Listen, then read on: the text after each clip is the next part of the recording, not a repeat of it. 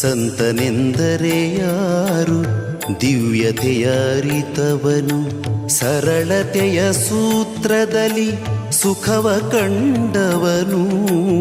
ಸಂತನೆಂದರೆ ಯಾರು ದಿವ್ಯತೆಯ ಅರಿತವನು, ಮಮತೆ ಬಂಧನ ಕಳಚಿ ಬಲು ದೂರ ನಿಂತವನು. ಮಮತೆ ಬಂಧನ ಕಳಚಿ ಬಲು ದೂರ ನಿಂತವನು, ಎಲ್ಲರಲ್ಲಿ ಅವನೊಬ್ಬ ಮುದ್ದು ರಾಮ. ಎಲ್ಲರಲ್ಲಿ ಅವನೊಬ್ಬ ಮುದ್ದು ರಾಮ.